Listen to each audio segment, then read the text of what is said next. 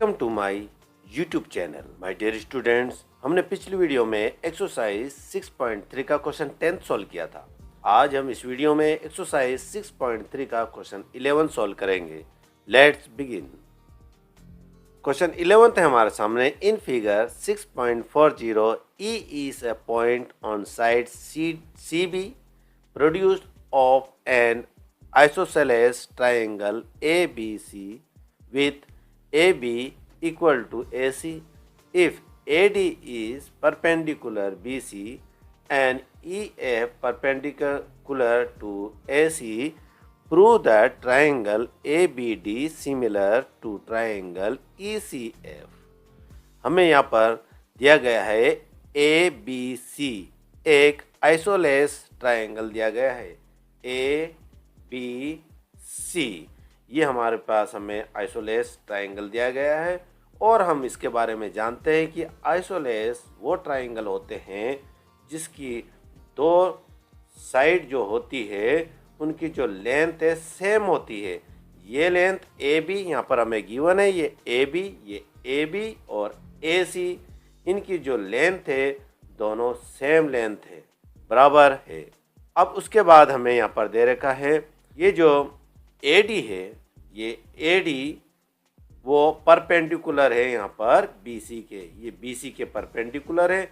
यदि AD एक perpendicular है तो वो एक 90 डिग्री का एंगल बनता है। इधर ये देखो यहाँ पर ये 90 डिग्री का बन रहा, तो इधर भी एक 90 डिग्री का होगा, यहाँ भी 90 डिग्री होगा।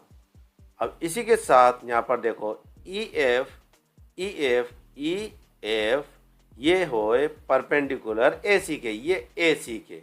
अब ये AC पर यहाँ पर EF एक परपेंडिकुलर लाइन है और वो भी एक 90 डिग्री का यहाँ पर एंगल बना रहा है।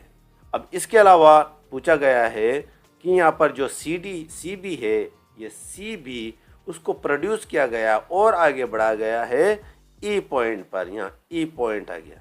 और हमें ये प्रूव करना है कि triangle ABD similar to triangle ECF। यहाँ से हम स्टार्ट कर लेते हैं सॉल्यूशन। तो हमें यहाँ दे रखा है कि जो triangle ABC is an isosceles triangle, हमें ये गिवन है। और इसमें से एक और हमें दे रखा है ये जो AB है वो AC के इक्वल है, जो हमें गिवन है वो हम यहाँ पर लिख लेते हैं AB इक्वल टू AC लिख लेते हैं, यहाँ गिवन हो गया। आइसोलेस जो ट्राइंगल होता है माय डियर स्टूडेंट्स, जो आइसोलेस जो ट्राइंगल होता है उसके जो दो साइड, जो ये साइड होती है उसके ऑपोजिट जो एंगल होते हैं वो एक दूसरे के इक्वल होते हैं। ये साइड के सामने ये जो एंगल आया C, AB के ऑपोजिट में जो एंगल आया C, और AC के जो लाइन है उसके सामने वाला जो ऑपोजिट एंगल है वो है B। ये दोनों एक दूसरे के इक्वल है, ये हम जानते हैं। ये B और ये C दोनों इक्वल होंगे, तो हम यहाँ पर लिख लेते हैं एंगल C, ये angle C equal to angle B। क्या रीजन है, यहाँ हम रीजन बता देते हैं। In triangle opposite to equal sides, ये आपने बता दिया है इसका रीजन। अब इन ट्राइंगल ABD, यहाँ पर देखो ABD, अब इन ट्राइंगल ABD, ये ABD वो सिमिलर है, हमें शो करना है वो सिमिलर है ट्राइंगल ECF के। ये ट्राइंगल और ये ट्राइंगल को हमें शो करना है कि ये एक दूसरे के सिमिलर है, तो हमें जो शो करना है वही हम यहाँ पर लिख लेते हैं। In triangle ABD and triangle ECF। अब ये जो ट्राइंगल है AD और B, ADB में ये ADB का ये 90 डिग्री का होगा, क्योंकि ये जो AD है वो परपेंडिकुलर है, तो ये 90 का है तो ये भी 90 का होगा। अब ये जो साइड है FE, ये FE ये भी परपेंडिकुलर है, तो ये जो 90 का होगा, क्योंकि यहाँ पर 90 का परपेंडिकुलर एक 90 डिग्री का एक एंगल बनाती है। तो ये एफ ई और ए डी, ये दोनों जो साइड है परपेंडिकुलर लाइन है वो 90 डिग्री का एंगल बनाती है। तो ये जो एंगल है, कौन सा एंगल है? ए डी बी और ई एफ सी, ये एफ ई सी, ये और ये एंगल दोनों इक्वल हुआ। तो हम यहाँ लिख लेते हैं angle A D B equal to angle E F C. Reason लिख लेते हैं यहाँ, बोथ 90 डिग्री, दोनों 90 डिग्री के हुए, ये रीजन हो गया। अब हम चलते हैं नेक्स्ट एंगल पर।